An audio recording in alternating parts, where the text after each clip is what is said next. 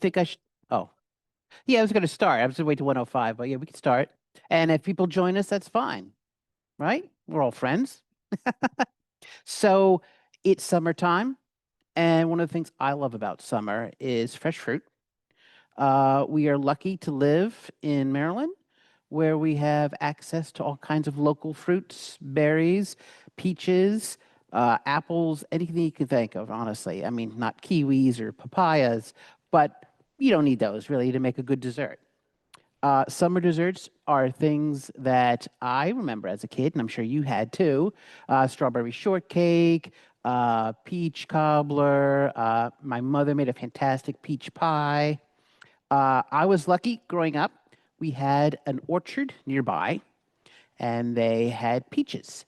And we, not having enormous amounts of money, would go there and buy their seconds, which is always a good thing to do because they're overripe, a little bit bruised maybe, but you can always cut that away. And they are super as sweet as you can possibly get.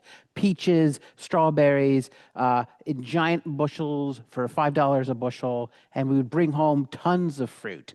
And I'd be in the sink as a little kid, cleaning them up and cutting them up and that kind of thing. And we'd make pies and we'd make shortcake and all kinds of things. And it's a wonderful thing to do in summertime, especially with your kids or grandkids. It gets people in touch with where food comes from. And it reminds us that for most of human history, food was seasonal, where you didn't get tomatoes in January and you didn't get strawberries in January. Um, it was a summertime thing, and it's something you celebrated in summertime. So I thought that'd be a good thing to do this summer is celebrate some fruit, some ripe fruit, some local fruit. We're going to do 3 desserts today. One is a berry crisp. Now, a lot of people know about apple crisp, but you can do the exact same thing for berries, for almost anything. Plums, plum crisp, that's an interesting idea, but it's delicious. Plums are meaty and sweet. I'm going to use raspberries, blueberries, and strawberries today for that. We're going to do a peach cobbler, an old-fashioned peach cobbler. Now, if you notice some of the recipes that I have, they're all from the King Arthur cookbook, which is a fantastic cookbook. It is a classic American cookbook from a classic American company. In fact, do you know who the president was when King Arthur Flour was founded? It was George Washington. It was.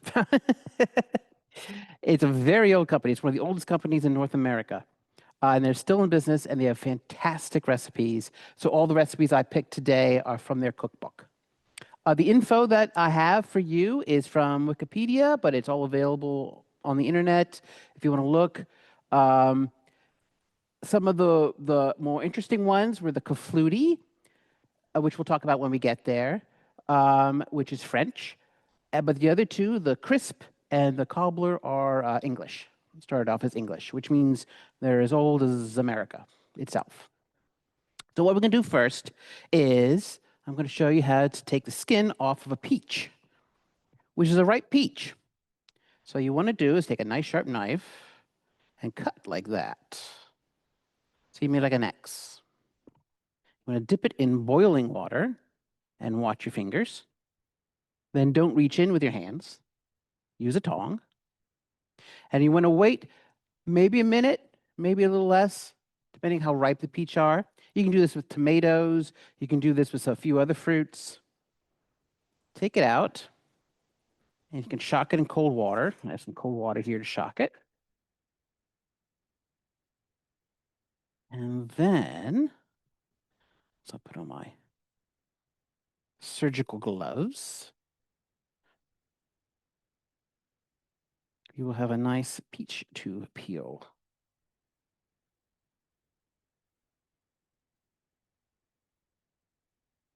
Yeah, so the skin comes right off. Just like that. Now, I bought these peaches from Richardson Farm, which is up Ebenezer Road near White Marsh. They were perfectly ripe on Sunday when I bought them, but they've gotten a little overripe now. But they're still useful, and I'm sure they're still sweet. So you cut around, and you can pop it apart. And of course, you know a peach is right when it falls apart like that. Always watch your fingers. They say the number one cause for emergency room visits involving kitchen is knives, people doing the avocado trick and missing. So these peaches are sweet. They're a little overripe, but they'll be fine. In fact, this is a wonderful way to use overripe fruit. Save the perfectly ripe fruit for eating. Save the overripe fruit, or even the underripe fruit, for cobblers and cooked desserts. So that's how you do a peach. And what are we going to do with these peaches? We're going to make a cobbler out of them. Once I get one of my bowls. Now, a cobbler, no one knows exactly where the word comes from. Some people say it's about cobbling together or mixing, or it's the name of a wooden bowl that you would use to mix. It doesn't really matter. It doesn't have anything to do with making shoes. But anyway,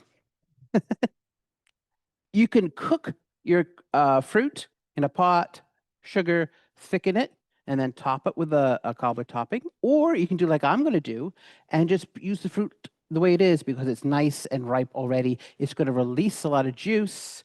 We're going to add a little cornstarch. It'll thicken nicely, and we'll put the biscuit topping on top. So let me get a pan. I got one of these very nice pans here. I'm going to take our peaches right here. Oh, they smell good. Got some brown sugar. You can use white sugar, it doesn't matter. But I think peaches and brown sugar go well. It's got that little bit of molasses in it. We've got a spice mixture, nutmeg, cinnamon, cloves. Just keep in mind that with cloves, a little goes a long way. Cloves are very fragrant. Mix this up. And when baking, the juice will come out. It'll be lovely.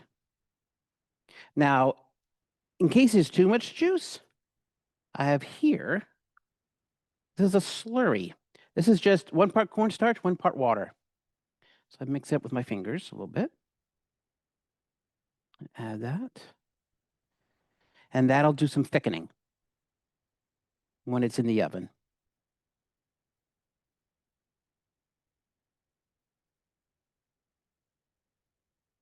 Perfect.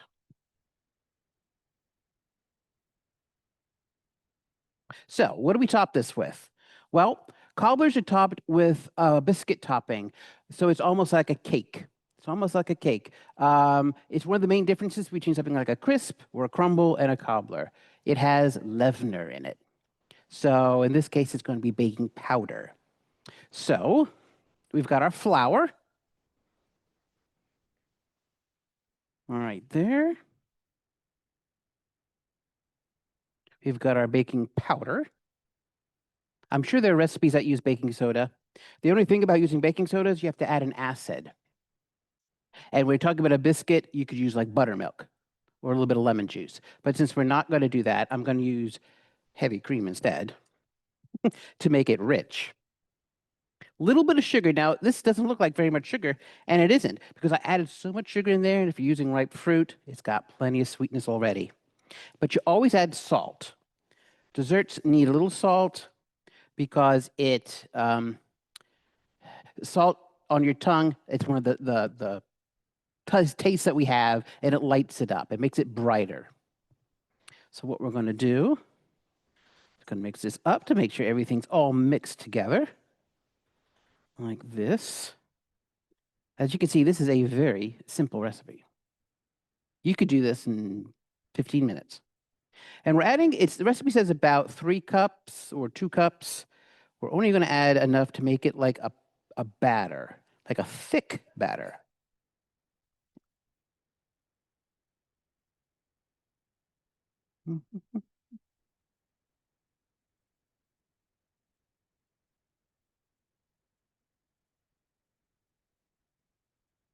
Yes, actually, about a fourth. I put in about a cup so far. It needs just a little bit more. It's a little bit too shaggy.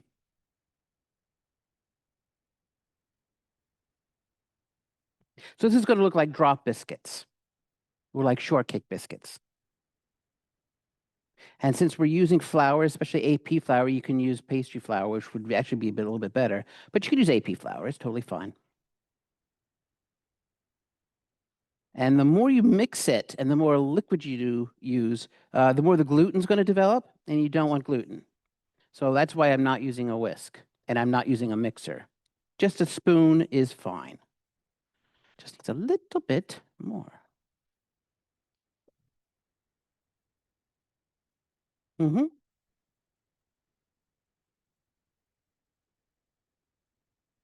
Oh no, this is not gluten-free. This has flour in it. Well, no, so the gluten's there, but it isn't developed. So the protein is there in the flour, and you add water and you add agitation, and the protein strands come undone, and they form like a lattice. And so when it bakes, that lattice is going to solidify, like eggs solidify protein, and that adds a structure, and that's the structure of bread. You know, that's what gives bread that structure with wheat gluten. We don't want very much wheat gluten here, just a little bit, because we don't want it to be tough and chewy. We want nice, tender biscuit toppings. So you can do it by spooning little pieces on there, like that. Or you can use your hands. I love using my hands. Best tool in the kitchen. Which is why I brought many gloves here today. And just take little pieces of it. We're just dabbing. Now keep in mind it's got baking powder in it. So as it gets hot, carbon dioxide is going to be released and it's going to expand. So they don't need to touch. You need to, in fact, you should leave a little bit of space in between your little munchkins here. But it's going to grow, it's going to fill the space. There's going to be little pockets where the fruit comes through, so it'll look very nice. The top will brown.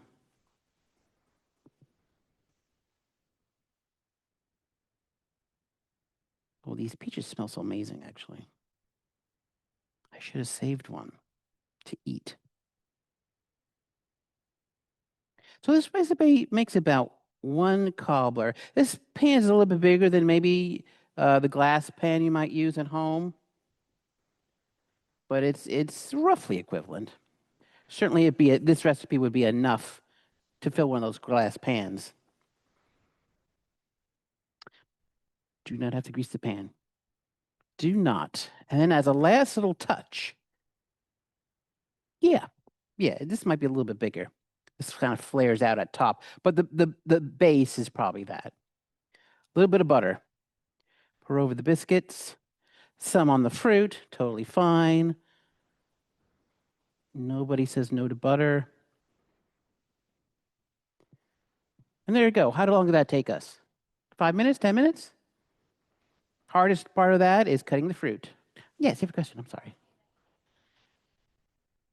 Yes, we dropped it in water, pulled it out, shocked it, and peeled them. So this would then go in an oven, about 350. Doesn't take very long because the fruit is nice and ripe. But you do want to make sure that since you put some starch in there, that it gels. And so probably about 20 minutes, half an hour. The biscuit itself is going to rise. You'll see it'll get nice and golden brown on there. If you cook the filling, which you can cook the filling ahead of time, that's fine. It will actually take a little less time because you don't have to worry about the filling being cooked because it would already be cooked. But this would be fine in the oven, 20 minutes, 30 minutes. The top will get nice and golden brown and it'll rise. So we're going to put this in our oven. Because the pieces are juicy. The slurry, which is a cornstarch, in this case, cornstarch and water, will thicken it as it cooks. But you want to make sure you bake it long enough that it has a chance to cook. I mean, and get all nice and thick and bubbly. You'll see it, it'll bubble, and it'll be those thick bubbles like you see around an apple pie. That's how you know, and it'll be clear. So the starch is white. When you cook it, it turns clear. And that's how you know it's been inactivated. What happens with starch is a lot like the protein. The starch crystals is what they are. They hydrate and then they expand and they form long chains. And those chains make a net, and that net captures water. And that's what thickens, basically. You're building a net. Uh, that's a useful thing in so many ways in cooking. Proteins do it, like gluten. Proteins do it, like egg whites.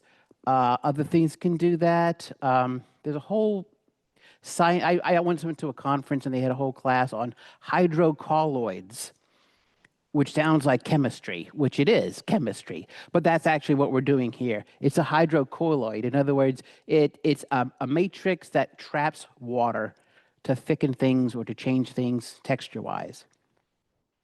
Hmm.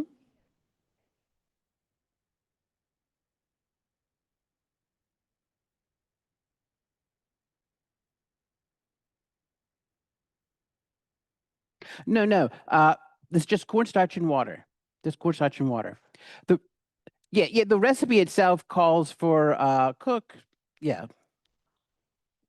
So the recipe you can cook the filling or you can use fresh fruit. I decided to use fresh fruit because I only have two pots. It's 350. Let me move my bowl.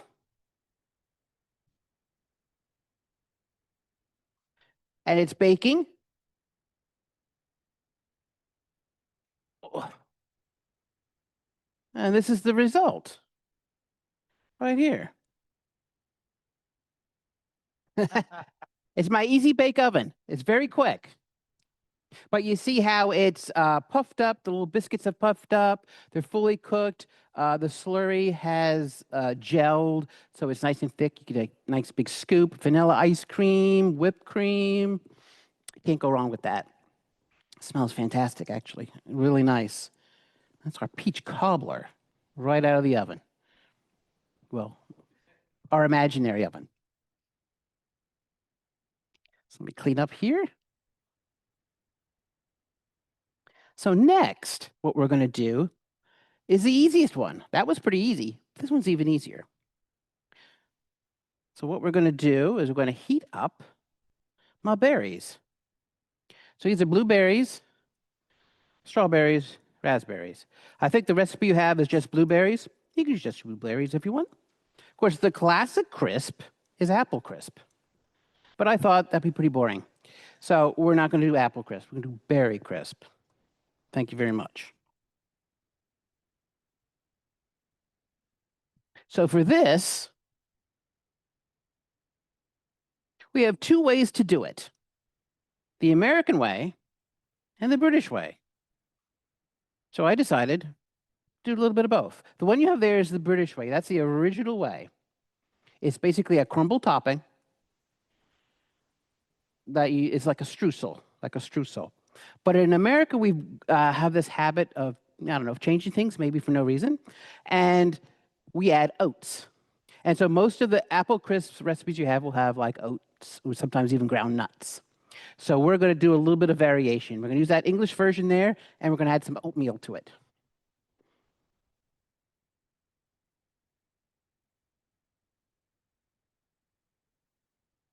So I'm bringing out my mise en place. You all know what mise en place means, right? It means everything ready is what it means. So everything is ready to go. Everything in place. Got my spices. What am I missing? Oh, I got some more slurry.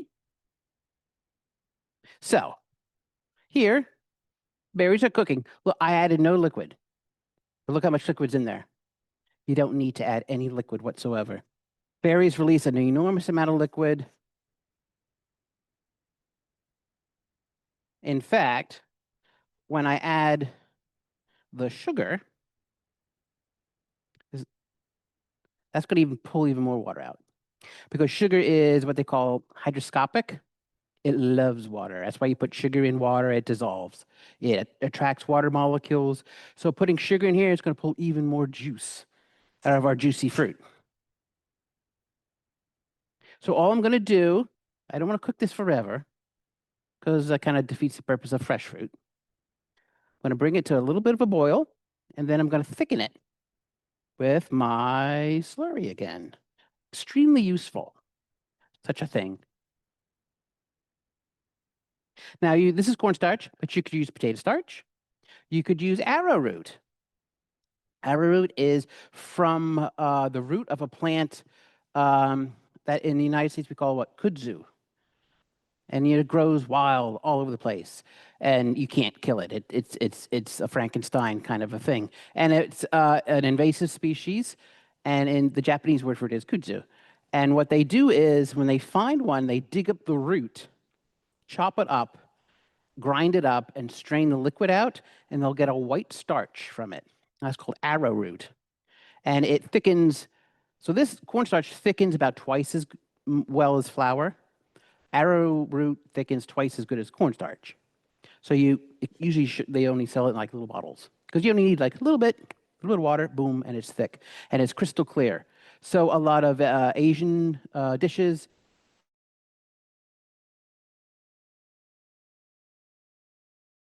It's an Asian vine that came to the United States uninvited. So now I have my berries. They're boiling. I added my sugar. The sugar is dissolved. I'm going to add my cornstarch slurry like this. Just a little bit at a time. I didn't measure this. It's doing it by eye. See when it's thick enough. Let it boil. Might need a little bit more. As you can see, when it goes in, it's white. But when it cooks, it turns clear.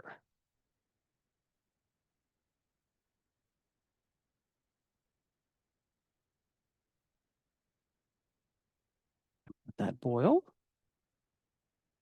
And in the meantime, I'm going to make a topping. So as the recipe says, you got your flour.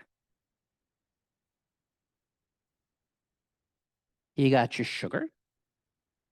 You can use brown sugar, white sugar. I use white sugar. Got your seasonings, in this case, cinnamon. And the recipe, I think, calls for vanilla and almond extract. I decided to just use the flavor from the berry. Right? I think it kind of, I don't know, you've had almond extract. It's very powerful. It'll taste like almonds. I don't really want it to taste like almonds. But like I said, you can add that. You can add vanilla. Berries and vanilla actually go very good. So it's a bit thick now, as you can see. It's much thicker, but I want it even thicker. Even thicker. Because like I said, berries have a lot of juice. And even in the oven, more juice is going to come out. Bum, bum, bum. So I got my flour, I got my spices, I got my salts, and I'm going to add my American ingredient, which is oats and my melted butter. And this, I'm going to mix together until it's all nice and crumbly. It's called a streusel, which is flour, sugar, and butter, which is a streusel. Usually it's 1 part butter, 2 parts sugar, 2 parts flour. So I think that's roughly what this is. I didn't actually calculate to see if that was actually this ratio, but it's probably pretty close to that.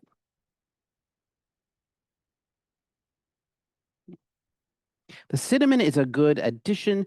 If you're doing just blueberries, you can add some lemon zest to it. Blueberries and lemon go really well together.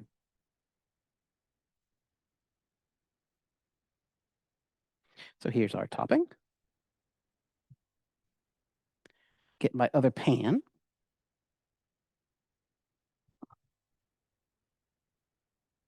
These are nice pans. I like them.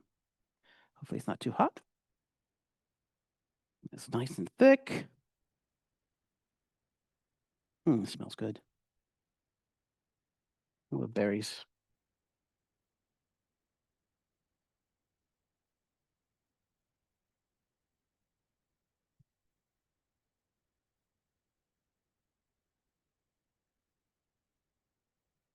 Now it's still nice and hot. It doesn't have to be. You can let it cool. You can do this the day before and then just add the topping. You're just sprinkling. So this is a classic, almost 1950s kind of dessert, you know? What's for dinner, mother? Oh, I forgot. I will make this in 10 minutes.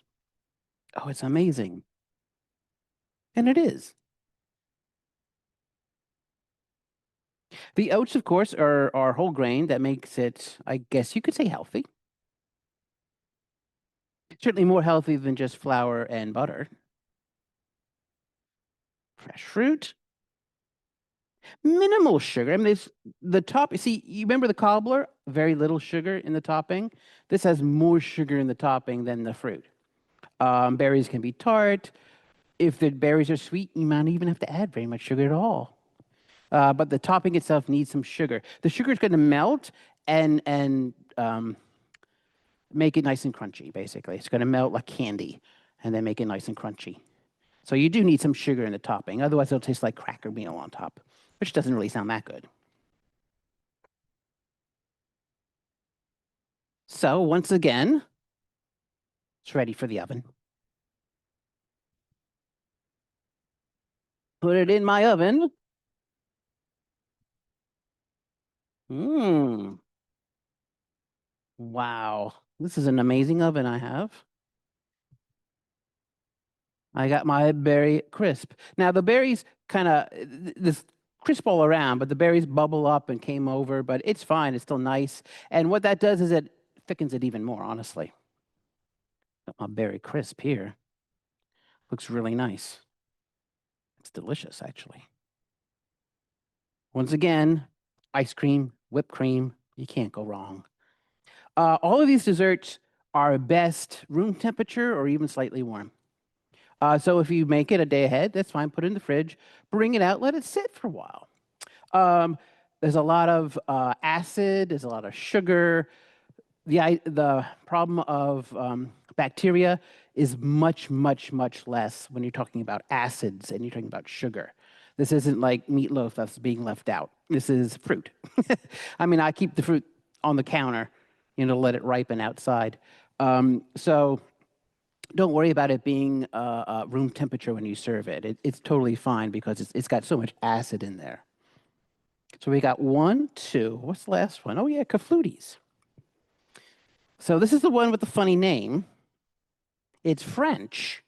It's from Languedoc, Limousin. So I did take 4 years of French, but my pronunciation is still not particularly well. It's Occitan. So you have regular French, and then you have this variant of French, which they speak in the South. It's almost like country French, and they pronounce words a little bit differently. So this is why that word, "caflouti," sounds so weird. It doesn't even sound like French. It's its own dialect, which apparently they still speak down there in southern France. Although maybe the other people in France look down on them. I don't know. I can't speak to that. But it is a separate language related to French, and they still speak it down there. And this is from their cuisine. It's a wonderful um, It's a wonderful cuisine. It's very country. It's very hearty. Yeah, I'll use this one. I left a little bit of water in there, and I'll show you why. Bum, bum, bum. Got me some apple juice. Now, I know this is pear clafouti, but I don't have pear juice. Apple juice is pretty close. I wouldn't be surprised if some of this apple juice was actually pear juice. They use pear juice a lot in like the mandarin oranges, the can. Sometimes they use pear juice. Sometimes with some of these fruit mixes, juices, it's pear juice. Pear juice has a nice, almost neutral flavor. It's a little bit appley, it's a little bit fruity. It's like I can't quite figure out what that flavor is. And so you can use it in all kinds of things.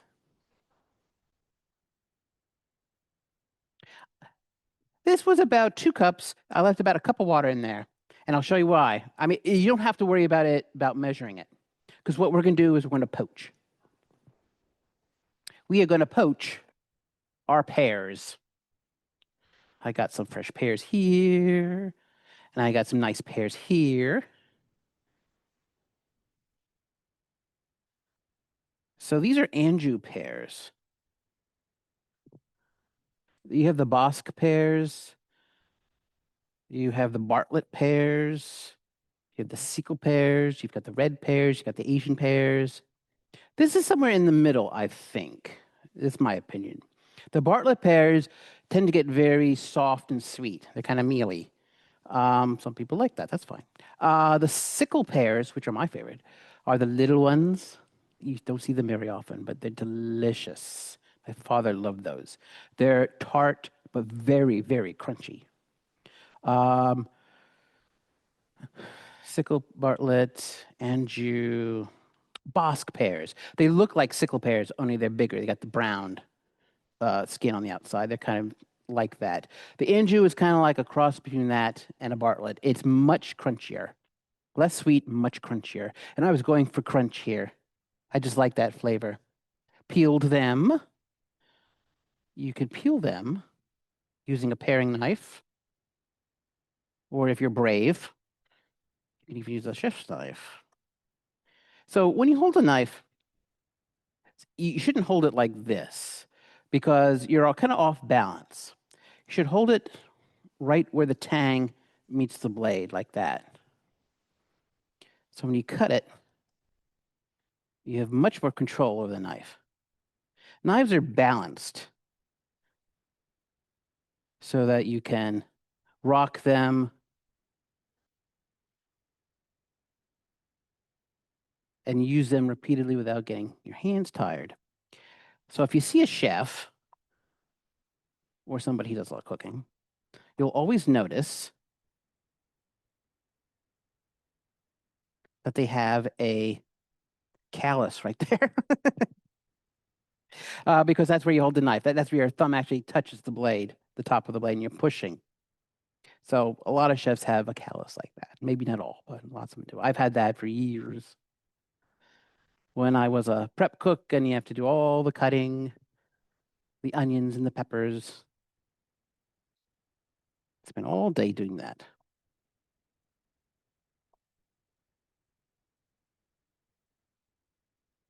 Yeah, yeah, you can hear it, can't you? A little bit crunchy.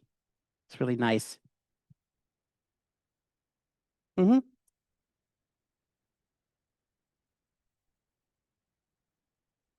Mm-hmm. Yeah, you're going to cook them. Now, if you're eating them, you might want them a little bit softer, a little bit sweeter, but we're cooking them. Let's see here.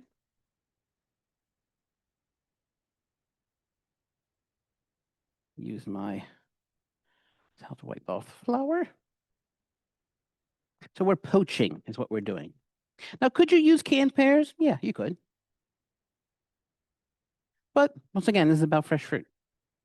So we're poaching them. And one of the advantages of poaching them is you get the flavor in the poaching liquid. Now, you could use some white wine in here. You could use some rosé wine in here, maybe even a little red wine, although that might make the color a little bit strange. But what I'm going to do is use some sherry. Any kind of sweet wine is perfect in here. And the color will work fine too. Nice golden color. So this poaches for maybe 15 minutes. I'm not going to poach it all the way because, oh, about 15. Yeah. If you cook them for 50, they might turn into mashed potatoes, which you wouldn't want. Yeah. But a nice little simmer. They'll cook all the way through. They don't have to be completely tender, but just, so like a toothpick or knife goes through easily. Like if you're cooking potatoes, I think that's plenty. Now, I'm not going to cook them all the way because I don't want to wait here for 15 minutes for them to cook. But as we do this, we're going to make the batter. So clafoutis is different in the sense that it's not a topping. It's almost like a pancake batter. It's got eggs in it.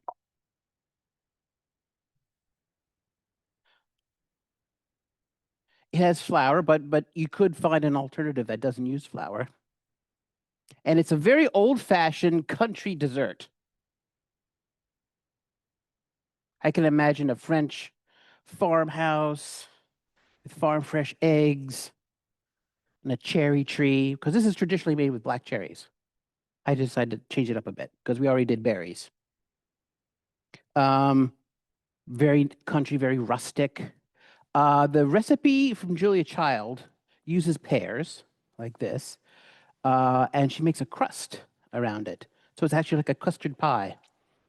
And you could do that. I wasn't going to do that, but you can certainly do that if you want to get it a little more elegant. You could do little tartlets, get little tartlet pans, put some crust around them. Pears, maybe slice the pears and fan them out on top. Put the custard on top. You can do a lot of fun things with this. The good thing about the confluti is it does have starch in it, which means you don't have to worry about it breaking. You don't have to worry about it cracking. You don't have to worry about it not being firm. The starch itself is going to hold it all together. If it was just a custard pie, it might be too loose, or the ratio of eggs and liquid might be off, and then it's just too squishy. This is not going to be squishy. This is going to be a nice spoon dessert. So they're boiling nicely. I'll turn it down a little bit. And they'll like I said, they'll poach about 15 minutes. But as we're poaching them, we're going to make the batter. So we've got eggs here, 3 eggs.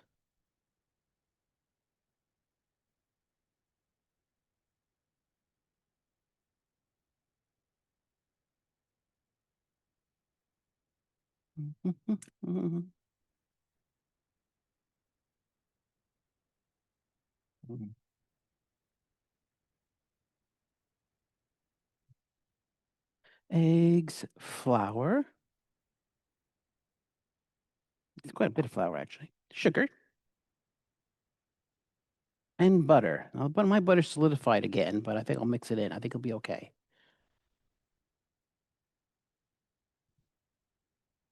White sugar. I suppose you could use brown sugar, but it would change the color of the final dish. Brown sugar you could use like in the berries. It doesn't matter. It's a very dark color to begin with. Brown sugar is really nice in the peaches because of the cinnamon and all those earthy flavors, those warm flavors as they call them.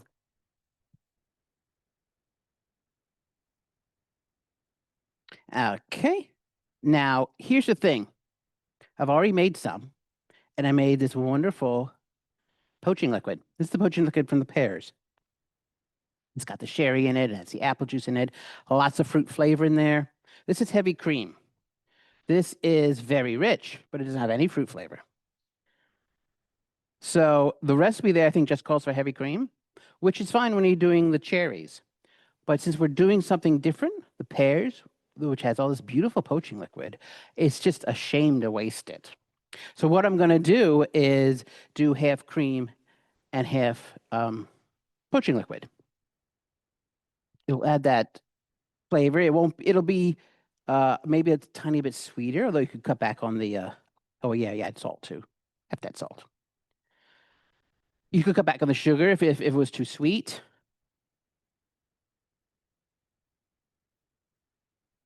But like I said, these Andrew pears are not super sweet, so I think it's fine. Just going to give it a initial mixing. And then you want to add the cream. It's about, I think it's about 3 cups. But since I added, that is a cup and a half. Like I said, these are, one of the wonderful things about these is that they're kind of foolproof. You don't necessarily have a lot of baking, like you're baking a cake, you got to have it exactly right. Otherwise, your cake's going to be a disaster. You don't want that. This, it's fine. You thicken it. It looks thick enough. Good, you're ready to go. It's crumbly enough. Yeah, it's ready to go. The biscuit, yeah, the texture's right. Yeah, it's ready to go. You didn't need to measure it exactly. These are very quick. These are very easy. You don't need to be a professional baker to make them look good. Yeah, see, the consistency is what I'm looking for. It looks kind of like pancake batter, maybe even a little bit thinner than pancake batter, maybe like crepe batter, this being French. Yeah, like a crepe batter. That's about right there. If it was too thick, you got a little more cream, a little more poaching liquid, but it's a texture kind of a thing. You're just looking for it. So I'm going to assume that these are done. Why wouldn't they be? And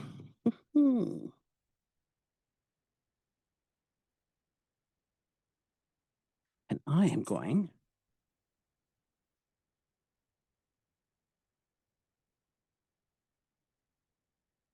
out. Honestly, they're not that far off. Maybe another 10 minutes. Maybe not even. They smell good. The sherry adds a taste that is almost caramelly, a taste that people probably are going, what is that taste? Is that vanilla? What is that? It's a sweet wine. The French, they might use vermouth. The French being French, might not use a Spanish wine. But any kind of sweet wine would be fine. Marsala would be good.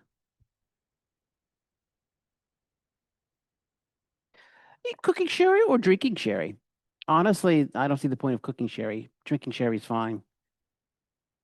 I think like cooking wines, they just add salt so that people don't drink them. But you're adding salt anyway, or maybe you'd add too much salt then. Yeah, yeah, yeah. Exactly, exactly. A little bit of sherry in the pot. So we have our batter, we have our pears. You just pour it on top. Like I said, you could do a crust. Should you grease the pan? You don't have to. It's heavy cream. It's got a lot of fat. Now you can make it with milk if you don't want heavy cream. I'm using heavy cream because I cut it with the poaching liquid. So if I just use heavy cream, it'd probably be too rich. I would do maybe heavy cream and milk. But instead of the milk, I use the poaching liquid because it had flavor that I was looking for. So this, ready to go. Super easy, goes right in the oven. In our easy bake oven.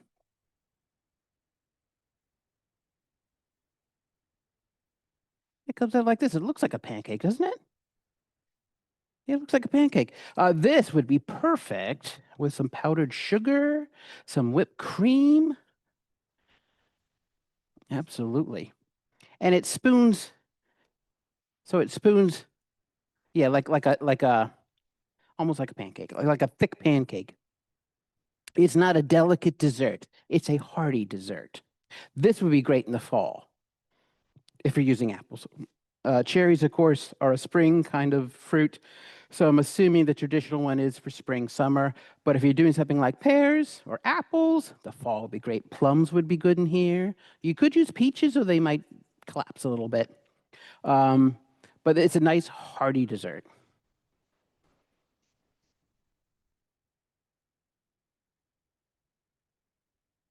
Hmm. Traditionally, yeah, they add kirsch. Yeah, kirsch. Yeah, probably the original recipe had kirsch in it because that sounds delicious, actually. The cherries they use are the black cherries, which are not necessarily sweet. They don't tend to like sweet cherries in Europe. A lot of their Montmorency, are sour cherries because you can add sugar.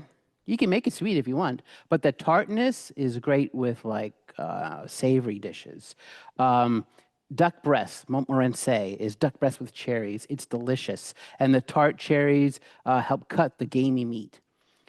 things like that. They're always interested in French and French country cooking. Like I said, this is a rustic dish, easy. All of these were very easy. I mean, we got them done in just no time flat, really, three of them, minus the baking time.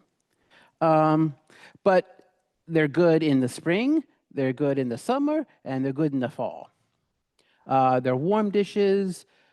They're a little bit different than cakes and pies. They're a lot easier than cakes and pies as well.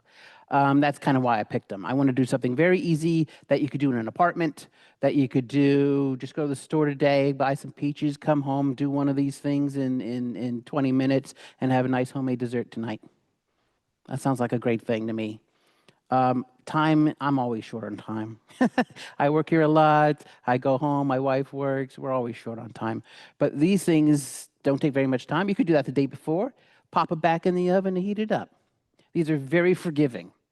Like I said, you do a lot of it by eye, not necessarily like measuring out exact amounts. Oh, looks good. Oh, a little more sherry. That's fine. It's very forgiving. Um, any questions about any of these? Would anyone like to try these? Well, you have the papers, which has the recipes that I use. I did make some alterations a little bit, but that was just from the ingredients that I had. But they're good recipes. It's King Arthur flour.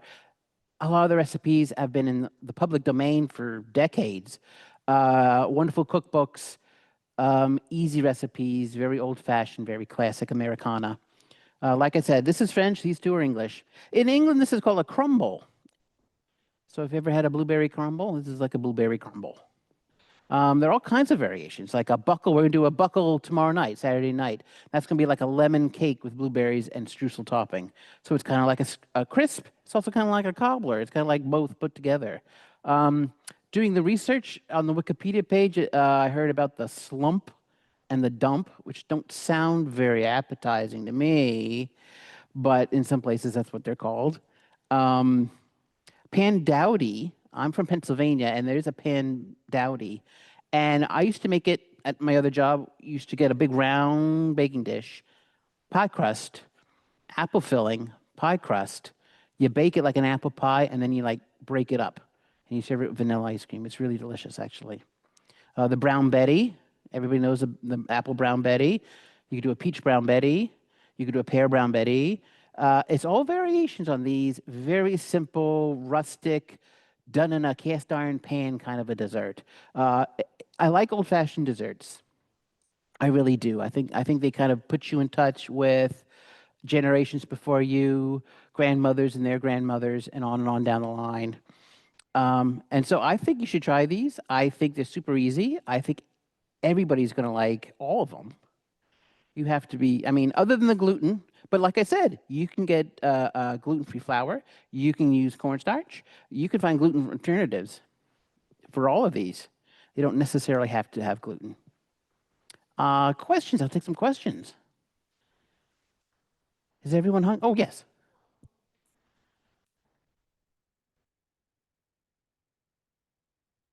Mm-hmm. Well, we use hotel pans, so we don't use these, although I sometimes use these for healthcare. But what I do is a half sheet pan, um, uh, maybe like 5 or 6 hotel pans of them, and um, I think we use 6. Yeah, we usually do 6. We'll give 3 to the bistro, and then we'll give 2 to the landing, and then whatever else we need. So you want to try some? They're sitting over there. Any questions? You just come up and ask if you'd like. I'd like to thank you for coming out. This is our first one. Oh, no problem. Thank Chris Babcock. He was our producer today. He did the camera work and set it all up on our new system and did the streaming. Yes, did all that. Looks delicious.